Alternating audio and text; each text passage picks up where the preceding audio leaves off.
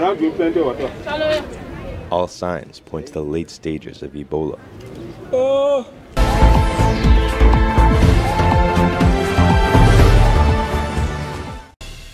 God aften. I dag skal vi snakke om en igangværende konflikt i Syrien. Derfor har jeg besøg af professor i mellemøststudier ved Syddansk Universitet, Silskan Runge. Og velkommen til dig. Hvad er det helt præcis, der er sket i Syrien? Altså, det hele startede med, at shia-muslimerne havde hele styringen, og sunni-muslimerne følte sig undertrykket på grund af, at de aldrig fik indflydelse, fordi Assad, altså præsidenten, er shia-muslim. Efter det udviklede sig til lidt mere had mellem sunni- og shia-muslimerne, og sunni-muslimerne fik mere og mere magt og begyndte at gå imod Assad, fordi de syntes, at deres land skulle lede sig en anden. Derfor udviklede der til den der voldsomme og blodige krig, vi kender til nu.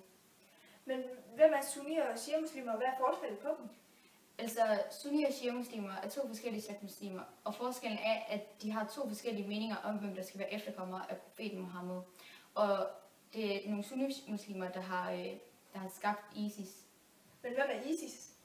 Altså, ISIS er som sagt en masse sunni-muslimer, der er gået sammen mod Assad og de andre shia-muslimer, og prøver på deres femårsplaner at overtage nogle store dele af verden. Hvad var den femårsplan så ud på? Altså, den går ud på at erobre store dele. Først af Asien, og så op mod Europa, og så tager man det der Afrika med. De går primært efter dem, som har været nede i Syrien for at være imod ISIS og hjælpe de andre. Men skal vi så ikke frygte noget her i lille Danmark? Altså, hvis planen lykkes, så kan vi nok godt være lidt i fare.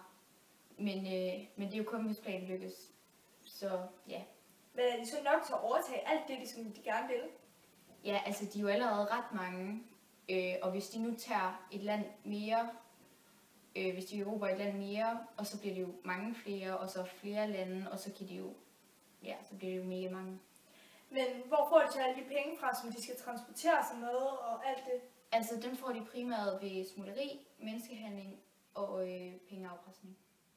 Tusind tak, fordi du gør mig med. Det er jeg rigtig glad for. Det er så lidt.